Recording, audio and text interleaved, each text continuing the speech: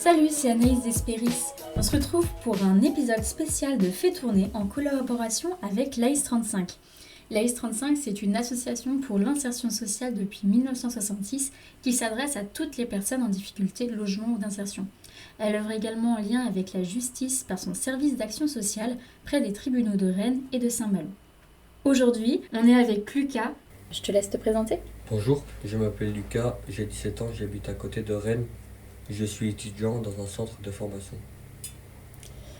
Est-ce que tu peux nous expliquer pourquoi tu es là aujourd'hui ? Je suis là pour vous parler de mon ancienne consommation de stupéfiants, de son évolution et de son arrêt. Je vais vous expliquer ce qui s'est passé. Alors, quand est-ce que tu as commencé à consommer ? J'ai commencé en 2021 à consommer du cannabis en soirée car on m'avait proposé. 10 minutes après, je me suis senti fatigué, presque endormi. Une semaine plus tard, j'ai décidé d'en acheter car j'avais bien aimé les effets. Au début, je fumais toujours avec des gens, mais après j'ai commencé à fumer tout seul, surtout par manque d'occupation. Quand j'ai commencé à fumer, je trouvais que les effets étaient positifs et je fumais presque tous les soirs. Plus tard, en 2022, je suis allé acheter de la cocaïne pour un camarade de classe car on voulait tous les deux essayer et la police m'a arrêté. Et qu'est-ce qui s'est passé ensuite ? J'ai passé 24 heures en garde à vue et j'ai ensuite été auditionné par les enquêteurs pendant la garde à vue.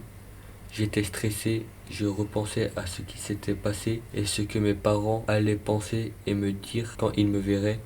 Après, j'ai été convoqué par le procureur de la République à effectuer une mesure de réparation pénale pendant 4 mois. J'ai réfléchi sur ce temps-là à ne plus consommer car on m'a accompagné et en faisant des recherches, j'ai vu qu'il y avait des produits très dangereux pour notre santé. Ça m'a servi à ne pas prendre de cocaïne et ne plus prendre de cannabis. Et comment te sens-tu depuis ? Depuis que j'ai commencé à arrêter, je me sens moins fatigué, je mange mieux et au niveau des études, je suis plus concentré, j'ai réussi à récupérer du cardio et je me sens mieux psychologiquement. Parce qu'avant, tu te sentais comment ?